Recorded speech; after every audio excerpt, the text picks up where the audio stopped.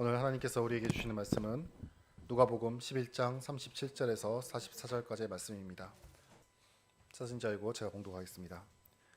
예수께서 말씀하실 때 바리새파 사람 하나가 자기 집에서 잡수시기를 청하여니 예수께서 들어가서 앉으셨다. 그런데 그 바리새파 사람은 예수가 잡수시기 전에 먼저 손을 씻지 않으신 것을 보고 이상히 여겼다. 그러나 주님께서는 그에게 말씀하셨다. 지금 너희 바리새파 사람들은 잔과 접시의 것은 깨끗하게 하지만 너희 속에는 탐욕과 악독이 가득하다. 어리석은 사람들아, 겉을 만드신 분이 속도 만들지 아니하셨느냐? 그 속에 있는 것으로 자선을 베풀어라. 그리하면 모든 것이 너희에게 깨끗해질 것이다. 너희 바리새파 사람들에게 화가 있다. 너희는 박하와 운향과 온갖 채소의 11조는 바치면서 정의와 하나님께 대한 사랑은 소홀히 한다. 그런 것들도 반드시 행하여야 하지만 이런 것들도 소홀히 하지 않았어야 하였다. 너희 바리새파 사람들에게 화가 있다. 너희는 회당에서 높은 자리에 앉기를 좋아하고 장터에서 인사받기를 좋아한다. 너희에게 화가 있다.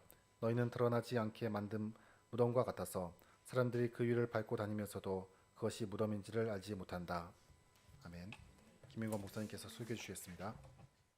어버이 주일을 우리가 오늘 지키는데 또 우리들은 일본에 살기 때문에 한국에 부모님들 계시면 효도할 기회들이 잘 없지 않습니까? 마음은 있지만은 해봐야 겨우 전화하는 것 아니면 송금해 드리는 것 이제 그 정도밖에 안 되고 자주 가지 못하기 때문에 늘 미안한 마음들을 우리가 가지고 있습니다. 저도 마찬가지고 하지만 저는 그런 생각을 합니다.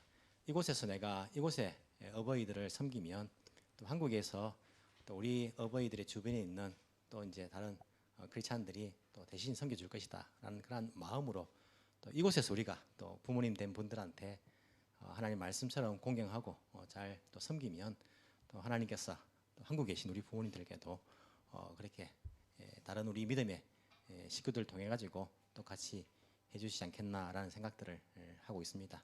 그런 마음으로 우리가 또 교회를 세워가고 사람들을 이웃들을 사랑하고 섬기면 좋겠다라는 생각을 합니다. 우리가 어찌 보면 모든 존재하는 것들의 진정한 처음 시작이 되시는 하나님 아버지께 오늘 또 나와서 하나님 아버지를 사랑하는 마음으로 또 예배 드린다면 주께서 또 우리에게 부모로서 아버지로서 자녀에게 주시는 그런 복들이 있다라고 생각을 합니다. 우리가 계속해서 예수님의 생애에 대해서 이제 시간 순서대로 보고 있습니다. 지금은요 돌아가시기 이제 몇 개월 안 앞두고 예루살렘에서 있었던 이야기를 여러분들에게 하고 있습니다.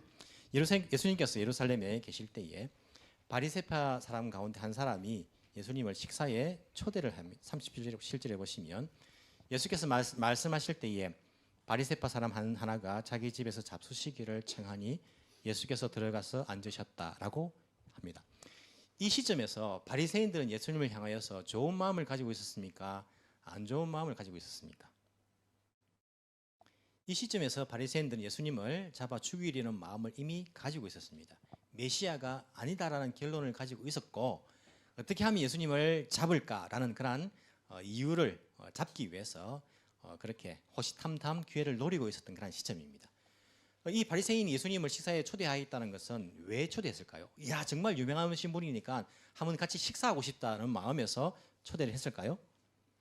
그랬을 가능성도 있겠죠. 있겠지만은 이 자리는요 단순히 밥을 먹는 자리가 아닙니다. 이 바리새인들이 식사를 초대했다는 것은 이 당시에 유명한 선생님들을 모시고 토론회를 하는 거예요. 토론회. 그래서 이 자리에는 자기 바리새인과 자기 가족들과 예수님만 있는 것이 아니라 다른 바리새인들 뒤에 보시면 우리가 좀 길어서 읽지 않았는데 율법 학자들도 있었고 일반 사람들도 참석해서 그 광경을 볼 수 있었습니다. 물론 일반 사람들에게는 식사는 제공이 되지 않겠지만은 어쨌든 예수님과 이 바리새인들 사이에 토론하는 그러한 내용들을 다른 사람들도 볼 수 있었던 그러한 밥을 먹으면서 회의하는 뭐라고 하면 좋습니까 이걸? 그런 자리였다. 이것을 이제 오늘날은 심포지엄이라는 그런 단어를 쓴다고 하더라고요. 하여튼 그런 자리였다. 그런 자리 예수님을 초대한 것입니다. 어찌 보면 그 토론 과정 가운데서 예수님을 책 잡기 위한 그런 내용으로 초대했을지도 모릅니다. 왜냐하면 이 당시에 이 시점에서 바리새인들은 예수님에 대해서 잡으려는 마음을 가지고 있었기 때문에. 자, 예수님은 그러면 그 식사 자리에 가는 게 좋습니까? 안 가는 게 좋습니까? 여러분들은 어떻게 하겠습니까? 우리는 밥 먹을 때 소화 안 되는 사람하고 밥 먹기 싫지 않습니까? 그죠? 그 사람 앞에 앉혀놓고 내가 밥이 안 넘어가는데 그냥 뭐 집에서 밥 먹는 게 낫지 뭐 먹기 싫어하는데 예수님은 차별하지 않습니다. 자기를 초대하는 사람은요 누구나 다 예스 오케이 하시면서 거기에 가십니다. 심지어 죄인들 그 당시에 죄인들이라고 말하는 세리들 창녀들이 파티를 열고 초대해도 가십니까 안 가십니까? 가십니다. 성경에 나와 있으니까요. 거기도 가십니다. 사람들이 손가락질합니다. 뭐라고 손가락질합니까? 왜 죄인들과 함께 밥을 먹느냐라는 손가락질을 하고 하도 초대받는 데마다 다 가시니까 심지어 어떤 말들을 합니까? 누가복음 7장 34절에 보시면요. 인자는 와서 예수님 말씀입니다. 인자 예수님이 와서 먹기도 하고 마시기도 하니 너희가 말하기를 보아라 저 사람은 마구 먹어대는 자요. 먹기를 탐하는 자요. 옛날 성경 개역 개정에는요. 먹기를 탐하는 자요. 포도주를 마시는 자요. 세리와 죄인의 친구다라는 말까지 들었어요. 하도 이런 사람들 초대에 다 가시니까 야, 저 사람은 먹기를 탐하는 자다. 포도주를 잘 마시는 사람이고 죄인과 세리들의 친구다. 막 그렇게 이제 이야기를 들을 정도까지 예수님은 초대하시면요. 가리지 않고 다 가셨습니다. 예수님은 사람을 차별하지 않습니다. 우리 기독교는요. 유대인의 종교가 아닙니다. 예수님은 유대인들의 구원자가 아닙니다. 하나님은 모든 만물을 창조하신 분이시고 모든 사람을 사랑하시는 분이시고 모든 사람이 구원받기를 원하시기 때문에 국적, 그 사람의 조건, 재산의 유무, 배웠는지 못 배웠는지 잘생기는지 못생기는지 그걸 보고 환영하고 거부하는 그런 분이 아니라는 거예요. 차별 없는 분입니다. 우리는 어떻습니까? 우리는 차별받기 싫어하지 않습니까? 차별받으면 기분 나빠하고 어찌 보면 차별받은 것도 아닌데 내가 막 지레 막 차별받은 것 같고 그래서 지레 막 기분 나쁘고 막 그런 것도 있잖아요. 하지만 차별받으면 기분 나빠지만 우리는 사람들을 차별할 때가 참 많아요. 사람들의 행색을 보고요. 그리고 생김새를 보고요. 가졌는지 못 가졌는지 보고요. 배웠는지 못 배웠는지 보고요. 사람을 차별할 때가 많이 있어요. 그거는 우리 기독교 정신이 어긋나는 겁니다. 성경의 정신이 어긋나는 거예요. 차별해서는 안 됩니다. 심지어요. 교회가 사람들을 가려가면서 받으면 안 됩니다. 만약 교회가 차별한다면 그것은 교회라고 부르기도 힘듭니다. 왜냐하면 교회의 성격 가운데에 한 가지가 중요한 것이 뭐냐면 교회의 보편성입니다. 보편성은 무엇입니까? 누구나 다 들어올 수 있어야 한다는 거예요. 교회는요. 우리가 대학에 있는 CCC 단체, SFC 단체, 그리고 예수전도단 단체, 대학에 있는 그런 동아리를 하죠. 그런 단체들이 야 우리도 교회다 그렇게 말하는데 우리 두세 사람이 예수님 이름으로 모였으니까 교회다 이렇게 말하는데 공식적으로 교회라고 말하지 않습니다. 이유가 왜 그렇습니까? 거기는 보편성이 없어요. 거기는 그 대학을 다니는 사람만 들어갈 수 있어요. 그렇지 않습니까? 60 먹은 사람이 가가지고 야 나도 여기 대학 그 동아리에 들어가게 해줘. 못 들어가는 거예요. 그렇기 때문에 우리는 여기는 보편성이 없기 때문에 교회를 하지 않습니다라고 이야기를 합니다. 교회는요 사람을 차별하면 보편성을 잃는 거예요. 많이 가졌든 아니면 없든 잘생겼든 못생겼건 아니면 배웠건 못 배웠건 국적이 한국 사람이건 일본 사람이건 미국 사람이건 중국 사람이건 상관없이 누구나 다 웰컴 들어올 수 있는 곳이 교회여야 됩니다. 예수님은 한국 사람만을 위해서 십자가에 못 박혔습니까? 내가 좋아하는 사람만을 위해서? 아닙니다. 교회는 그렇기 때문에 보편성을 가지고 있습니다. 누구나 다 웰컴. 예수님께서는 누구나 다 오케이 웰컴 하신 것을 우리가 볼 수 있습니다. 그래서 그 초대에 응하시고 거기에 가시는 것을 볼 수 있습니다. 근데 거기에 어떤 일이 일어납니까? 38절. 그런데 그 바리새파 사람, 초대한 사람은요. 예수가 잡수시기 전에 먼저 손을 씻지 않으신 것을 보고 이상히 여겼다. 예수님께서 식사를 하시는데 손을 안 씻고 식사를 하시는 거예요. 여러분 밥 먹기 전에 손을 씻고 먹는 게 좋습니까? 손을 씻고 먹는 게 좋습니까? 안 씻고 먹는 게 좋습니까? 정말입니까? 오늘 본문을 보니까 좀 헷갈려요, 그죠? 예수님이 손을 안 씻고 드셨으니까 어떻게 대답해야 되지? 우리가 보통 생각하면 씻고 먹는 게 좋지 않습니까? 위생적으로 보면 손을 씻고 밥을 먹어야지요. 손을 안 씻고 밥을 먹으면 뭐랍니까? 가서 먼저 손 씻고 와. 우리 아이들한테도 손 씻고 와서 먹어야지. 이렇게 말하는 거예요. 예수님은 손을 안 씻고 식사를 하시는 거예요. 바리새인이 이상하게 여기는 것이 어찌 보면 이 바리새인이 더 옳은 거 아닙니까? 예수님 그 손을 좀 씻고 이렇게 식사하시지 왜 그 손을 안 씻어가지고 말이야. 근데 이 유대인들이 있어가지고 손을 씻는 것은 단지 위생의 문제가 아닙니다. 위생의 문제가 아니라 이 유대인들에게 손을 씻는 것은요 장로의 유전, 장로의 전통이라 말하기 하기도 하고 구전율법이라고 그렇게 이야기도 하는데 그냥 모세율법이 아니고 모세율법을 보호하기 위해서 여러 가지 그 자기의 조상들, 장로들이 유전을 만들고 전통을 만들고 입으로 전해지는 그런 구전율법을 만든 거예요. 그 자기들이 지켜야 되는 그 전통 가운데 있는 손을 씻는 규정입니다. 위생면에서 이야기하는 것이 아니라 율법을 보호하기 위해서 만들어낸 그 전통, 규례, 그 구전율법 그것을 지키는 문제를 이야기하고 있습니다. 그렇기 때문에 일반적으로 우리가 생각하고 있는 손 씻는 거하고는 완전히 다릅니다. 우리는 어떻게 손을 씻습니까? 가서 물 틀어놓고 비누 칠해가지고 씻으면 되는 거예요. 그냥 되는데 그렇게 씻으면 안 됩니다. 이 사람들은 물병, 물 항아리를요 오른손잡이는 반드시 오른손을 먼저 잡아야 됩니다. 잡고는 왼손으로 옮깁니다. 그리고 오른손을 먼저 물을 끼얹어야 됩니다.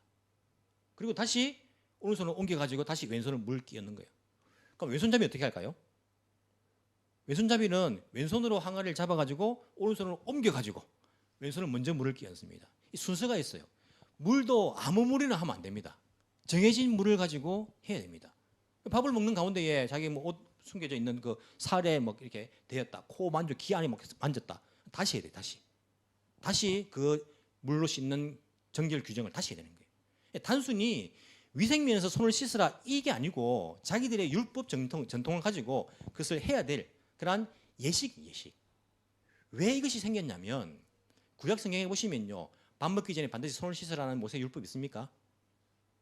정말 없습니까? 없습니다. 없는데 어떤 게 있냐면 더러워진 것은 어떻게 정결하게 할 수 있습니까? 물을 흐르는 물에 이렇게 씻어 가지고 그런 이제 그 레위기 보면 규정들이 많이 나옵니다. 율법에. 그렇기 때문에 이들이 그 율법을 보호하기 위해서 밥 먹기 전에 씻는 것도 정한 거예요. 밥 먹기 전에만 씻는 것이 아니고 여러 가지 규정들을 정해 가지고 물로 씻어내도록 그렇게 모세 율법은 아니지만은 자기들의 그러한 전통, 그러한 규례, 유전을 만들어낸 거예요. 그렇기 때문에 세례 요한이요 세례를 줄 때에 유대인들이 아무런 거리낌 없이 그렇게 받아들인 것도 있었어요. 그럼 세례가 구약 성경에 나옵니까? 안 나옵니까?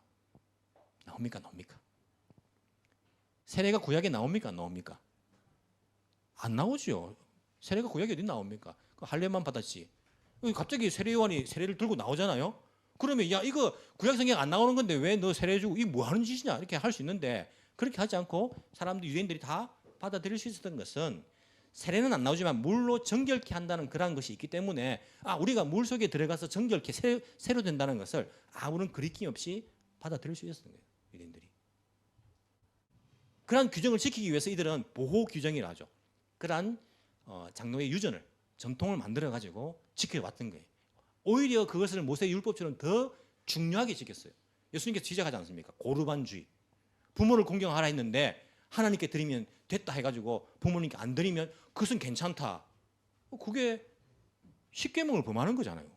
장로의 유전을 통해 가지고 그들이 그 정도로 그것을 지켜왔다니까요. 지금도 마찬가지입니다. 지금도 이들은 그런 정결 규정, 예법 이런 것들을 철저하게 지켜야 돼요. 그래서 유대인들은 아무 음식이나 먹지 않습니다. 정결 규정에 의한 그런 음식은 먹을 수 있어요. 유대인들이 먹는 음식을 뭐라 합니까? 코셔라 하죠. 그죠? 유대인들이 먹을 수 있는 안전한 식품이란 말이에요. 코셔라는 그런 음식이 일본에도 팔 거예요, 아마. 슈퍼 가면 유대인들이 이제 인정한 코셔 이제 뭐 제품이다. 이런 게 나올 거예요. 그렇게 정결 규정을 지키는 음식만 먹을 수 있습니다. 그리고 신명기에 나오는 그 어미젖으로 새끼를 함께 삶지 말라는 법이 있지 않습니까? 그 법은 있어요.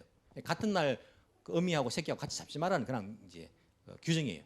이 규정을요, 자기들 나름대로 정결 규정을 바꿔가지고 지금도 어떻게 지킨 줄 아십니까? 유제품과 육류를 같이 먹지 못합니다. 혹시라도 그 어미 고기가 있을까봐 모르는 고기니까 실수 안 하려고 그런 규정을 만들었어요. 지금도 시킵니다.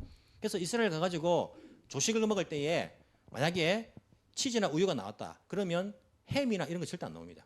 같이 안 나와요. 저녁에 만약에 육류가 나왔다 하면 절대 육류와 우유나 치즈 이런 게 절대 안 나옵니다. 같이 제공되지 않습니다. 혹시라도 잘못해가지고 그 율법을 어길까봐 자기들이 정결 규정을 만들었어요. 심지어요 더 엄격한 사람들은요 그릇도 육류 그릇 따로 있고 유제품 그릇이 따로 있어요. 따로 더 엄격한 사람은요 그 그릇을 씻는데 싱크가 따로 있어요.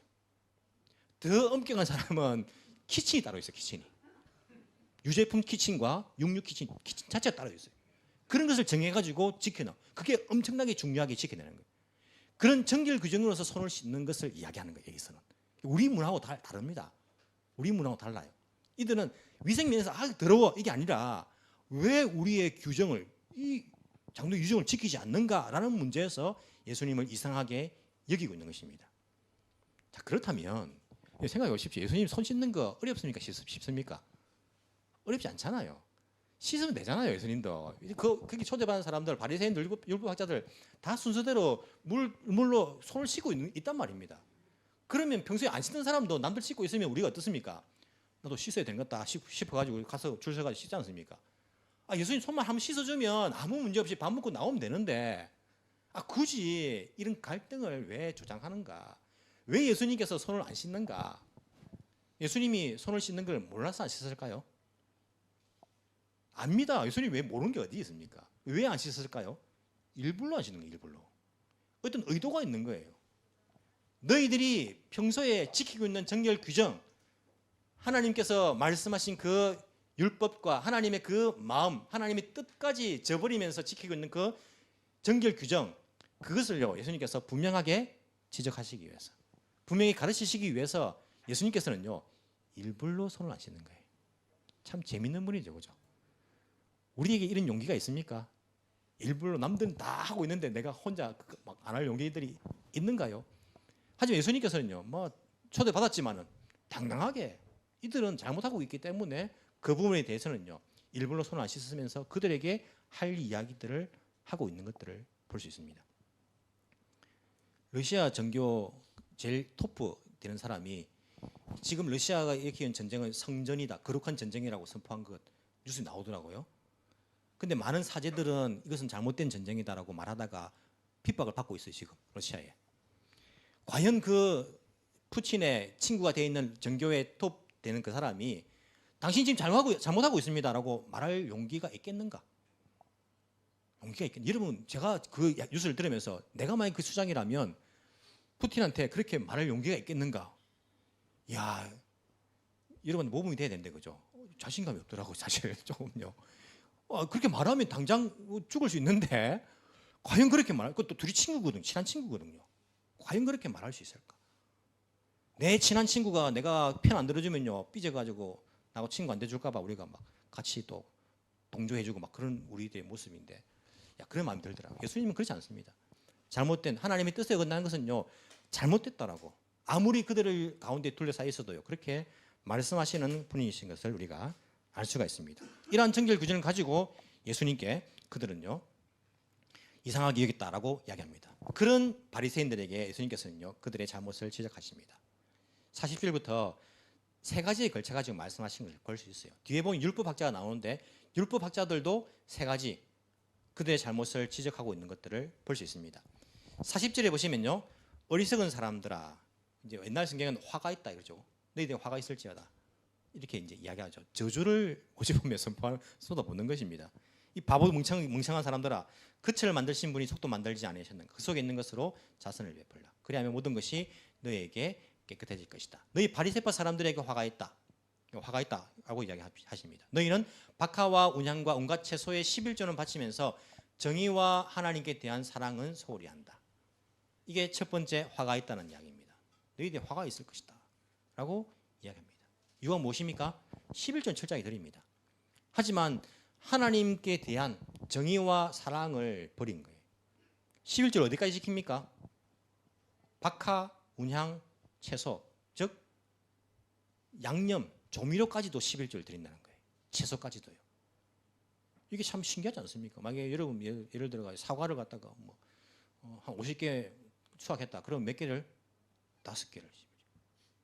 그럼 쉬운데 그죠? 우리가 막 사과를 129개 막 수확했다면 어떻게 되는 거예요? 12개, 12.9 한 개를 갖다가 10개 잘라가지고 막 이렇게 그죠?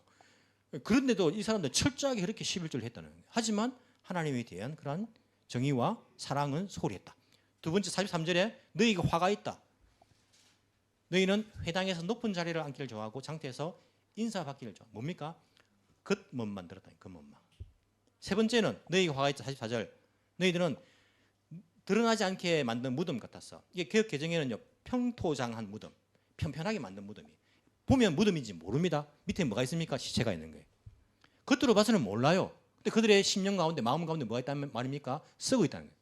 그들의 마음은요, 내면은요, 영은 완전히 다 썩어 있는데 겉으로 보면 멀쩡하다는 거예요. 이 세 가지가 어찌 보면요, 똑같은 내용 아닙니까? 너희들 내면은 엉망진창이면서 겉만 번질하다는 거예요. 율법을 지키고 정결 규정을 만들고 철저하게 지키고 하지만 뭐 겉멋 들어가지고 존경받기를 좋아하고 그 속에는 다 썩어 있다는 거예요. 썩어 빠졌다는 거예요. 예수님께서 그러한 그들의 이중적인 위선적인 그러한 신앙을 지적하고 있는 것들을 우리가 볼 수 있습니다. 그들의 하나님에 대한 그러한 사랑이나 그러한 신앙들은요, 그냥 막 화석이 되어 버렸어요. 화석 신앙이 화석 신앙. 굳어 가지고 꼼짝하지 않습니다. 아, 옛날 거 옛날 거. 살아 있는 거 아닙니다. 다 죽어 있는 거예요. 화석이 되어 버린 신앙이라는 거예요. 이러한 신앙이 시대마다 다 있어 왔습니다. 구약 성경을 보십시오.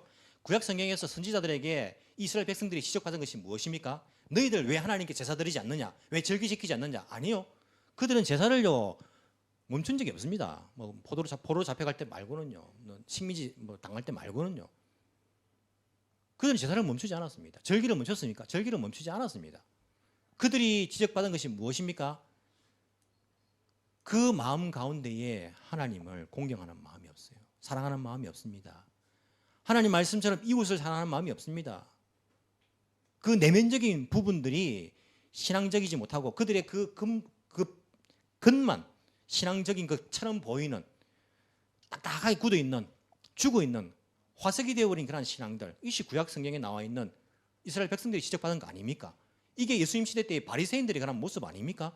이런 모습들이 중세 시대 때에 똑같이 나옵니다. 중세 시대의 유럽 교회를 보십시오. 어떻습니까? 겉은 번지르르합니다. 여러분 지금 지어 있는 그 성당들 보십시오. 유럽에 중세에 지었던 성당들, 아직까지도 완성되지 못하는 성당들, 그때부터 짓기 시작해가지고 어마어마하지 않습니까? 거기 가보면 기둥 하나 위에 있는 거 다 예술 작품이에요. 엄청난 돈을 들여가지고 막 지어놓은 거예요. 그냥 거기다가 그 돈 모자라니까 뭐 했습니까? 면제부 팔아가지고 베드로 성당 짓기 위해서 막 면제부 팔아가지고 그거라도 충당해가지고 사제들 신부들의 옷을 보십시오. 그것을 보십시오. 얼마나 멋집니까? 하지만 중세시대 때의 그 내면은 어땠습니까? 하나님의 말씀은 없었어요. 성경은 닫혀 있었습니다. 율법학자들이 뒤에 나오는 그 지적사항은 똑같은 겁니다. 하나님 말씀을 일반 사람들이 알 수 없었어요. 라틴어로 되어 있으니까 뭐. 겨우 이제 이게 독일어로 번역되고 구텐베르크가 인쇄술이 발달해가지고 일반인에게 퍼져나가니까 말씀을 읽기 시작하니까 종교개혁이 성공한 거 아닙니까? 이거 잘못되었다. 마틴 루터가 잘못되었다. 우리 지금 이 모습들이 성경적이지 아니다. 내면이 다 썩어 있다라고 말하니까 루터를 죽이려고 하지 않습니까? 루터가 원래 신부 아닙니까? 그 당시에는 뭐 신교 구교가 없죠. 그냥 다 그 기독교죠. 똑같은 일들이 중세에 있었던 거예요. 지금은 없습니까, 여러분? 지금은 겉만 번드르하고 속은 죽어 있는 그러한 신앙은 없는가요? 없을 리가요. 찬송가는 부르는데 하나님을 찬양하는 마음은 없습니다. 찬송 부르면서요, 내가 지금 뭘 부르는지도 몰라요, 그냥. 기도는 하는데 하나님과 깊은 교제는 없습니다. 허공을 향해서 그냥 막. 예배에 참석은 하지만은요, 하나님께 경배하는 마음이 없습니다. 겉은 있는데 속은 없는 거예요. 어찌 보면 겉도 없고 속도 없을지도 모르겠습니다. 두 가지를 다 잃어버린 시대인지도 모르겠습니다. 겉을 중요하게 생각하는 거예요. 제가 목사가 돼가지고 제일 많이 듣는 소리가 뭔지 아십니까? 잘생겼다 라는 소리를 들으면 좋은데 그게 아니라 목사님은 목사 같지 않아요 라는 이야기를 많이 들어요. 동의하십니까, 여러분? 왜 동의하십니까? 그게 무슨 뜻일까 생각해 보니까 내가 설교를 목사같이 안 합니까? 설교를 제가 못 합니까, 여러분? 뭐 그럼 어쩔 수 없지만 저는 최선을 다해서 말씀을 준비하고 있고 또 성도들을 사랑하면서 제가 기도합니다. 이거 왜 그럼 어떤 면에서 목사 같지 않는 것인가라고 생각해 보니까 그것이 목사 같지 않는 거예요. 가벼운 거예요. 뭐 조금 진중하게 목사님 움직이지 말고 좀 그렇게 해야 될 것 같은데 온 동네방네 다 뛰어다니고 뭐 혼자서 다 나서가 하고 그죠? 그것을 보고 판단. 목사가 어떤 겁니까? 그치 분들해야 됩니까? 저도 아유 성도들 사랑하는 성도 여러분 할렐루야 반갑습니다. 여러분 하나님이 복이 있을 것입니다. 막 이렇게 하고 가만히 있고 막 인상 쓰고 있고 이러면 조금 존경스럽습니까? 잘못된 거잖아요. 목사는요 말씀의 권위가 있기 때문에 하나님 말씀을 하나님 뜻대로 전하는 것, 성도들을 사랑해서 기도하는 것, 목양하는 것, 그게 목사지. 내려가면 여러분 뭐 저나 여러분들이나 똑같은 뭐 인간 아닙니까? 왜 사람들은 왜 외면적인 것 거기에 중요성을 두는지 모르겠어요. 우리의 마음은 과연 그런 마음이 있는가? 우리의 심령은 하나님을 사랑하는 마음이 있는가? 이웃을 사랑하는 마음이 있는가? 우리가 같은 믿음의 가족들 아닙니까? 우리 생각해 보십시다. 우리가 정말 여러분들 옆에 있는 분들이 사랑스럽습니까? 솔직히 뒤에 있는 분들 앞에 있는 분들 정말 사랑스럽습니까? 제가 한 번씩 놀랄 때가 있어요. 막 생각 없이 사람들한테 막 이야기해요. 그냥 있는데도 다 이야기. 제가 그 이야기 들으면요, 야, 저 말 듣고 상처받아가 교회 안 나오면 어떡하려고 저렇게 이야기를. 본인은 이야기한다고 속 시원하겠지만은 듣는 사람은 상처될 건데 아니 정말 사랑하는 우리의 가족이라면 저런 말 할 수 있을까? 막 이런 생각 들어요. 목사가 정말 수고해가지고 막 이렇게 애지중지 목회해 놓으면요, 자기들끼리 싸워가지고 막 상처되는 말 해가 나와버리고 이러니까요, 속이 막 상해요 진짜. 내가 잘못한 것 같고, 내가 뭐 이렇게. 우리 마음속에 정말 이웃을 사랑하는 마음이 있는가? 형제 자매라 부르는데 이들을 사랑하는 마음이 우리에게 있는가? 우리의 마음속에 있는가? 겉으로만 사랑합니다라고 하는 것이 아니라 진정 사랑하는 마음들이 있는가? 물론 피도 안 섞이는 사람들, 뭐 처음 본 사람들 어떻게 사랑할 수 있습니까? 라고 생각할지 모르겠지만요, 기본적으로 예수님의 사랑으로 내가 저들의 아픔을 나도 나의 아픔으로, 저들의 기쁨을 나의 기쁨으로 내가 여기겠다는 그런 각오는 되어 있는 것이 예수님의 사랑으로 무장된 사람들 아닙니까? 과연 우리의 그런 마음이 있는가? 우리의 내면을 한번 돌아볼 수 있어야 됩니다.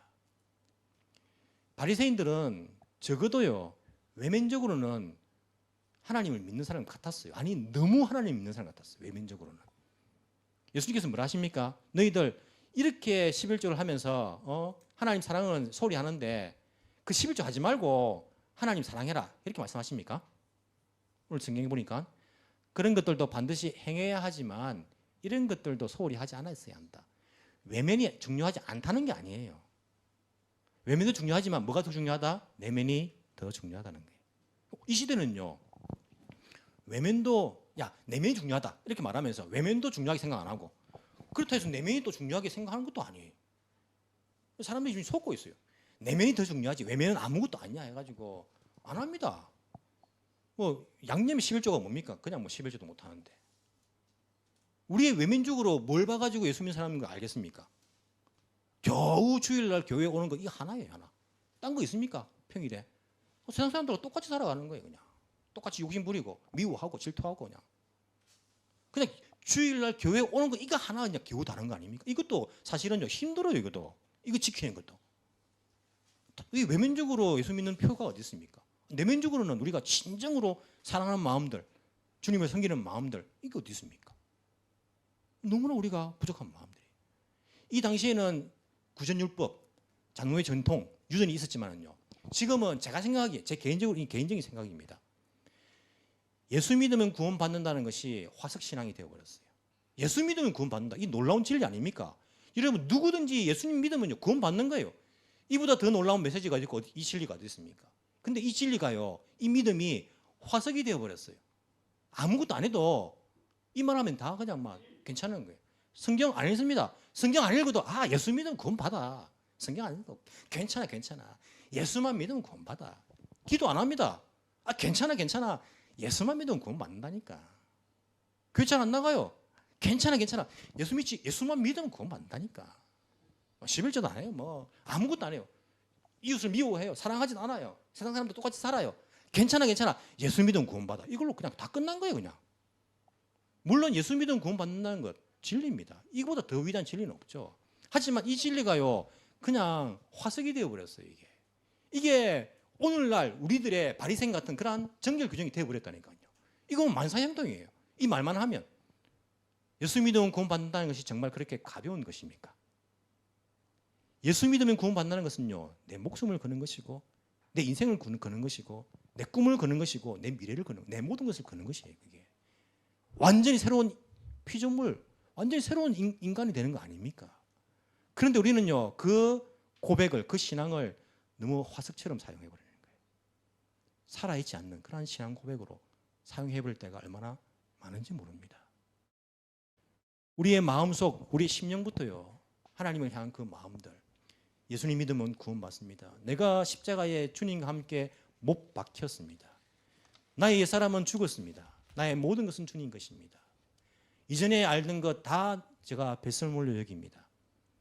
이런 우리의 고백이 심령 밑에서부터 그렇게 흘러나와가지고 넘쳐나와야지, 이걸 억지로 짜내가지고 그렇게 나오는 것이라면 과연 우리의 믿음을 가지고 예수님을 기쁘시게 해드릴 수 있겠는가?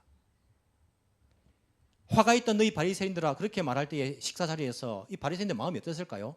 뒤에 보시면 나옵니다. 마지막에 그냥 예수님을 잡아주려고, 트집 잡으려고, 기분 나쁜 거예요. 마찬가지 아닙니까? 이 자리에서 여러분들 누구한테 여러분 저주를 받을 겁니다. 그런 식으로 신앙생활 하다가 여러분이 화가 있을 것입니다. 이렇게 말하면요, 야, 저 사람 왜 저렇게 말하면 자기는 그렇게 잘났나? 이런 말 올라오지 않겠습니까? 하지만 예수님께서 만약에 우리를 향하여서 너희들 그렇게 하면 안 돼. 마음속에서부터 하나님을 사랑해야지. 정말 신앙인다운 신앙인, 정말 믿음을 가지고 살아가야지. 그렇게 하면 화가 있을 거야 라고 말한다면 회개할 수 있는 심령이 되는 것이 올바른 그런 반응이 아닐까라는 생각들을 하게 됩니다. 우리 에덴교회 믿음의 가족들은요, 살아있는 믿음. 누가 봐도 그냥 지나만 가도요, 예수님의 향기가 흘러 넘치는 그러한 살아있는 신앙들을 가지고 우리 주님과 함께 영원히 그 땅에서 살아갈 그날들을 소망하면서 이 땅에 주어진 사명을 감당할 수 있는 저와 여러분이 되기를 간절히 소망합니다. 기도드리겠습니다. 사랑이 많으신 하나님 아버지, 감사합니다. 하나님께서 우리를 사랑하신 것은 말로만 사랑하신 것이 아니라 자기 독생자 예수 그리스도, 자기 아들 이 땅에 보내시고 아들을 십자가에 죽이기까지 우리를 사랑하신 것, 이 땅에서 가장 큰 사랑인 것을 주님께 고백합니다. 주님 감사합니다. 저희들은 주님을 향한 그러한 믿음들이, 그러한 사랑들이 너무나도 이빨린 소리일 때가 많았고 너무나도 겉모습만 신자일 때가 많았음을 우리 주님께 고백합니다. 우리의 부족을 불쌍히 여기시고 용서하여 주옵소서. 우리가 사람 보기에 겉모습만 번지르르한 신자가 아니라 정말 하나님 앞에서 참된 신자의 모습이 되기를 원합니다. 마음을 다하고 뜻을 다하고 우리의 모든 것을 다해서 우리 주 하나님 아버지를 사랑하기를 원합니다.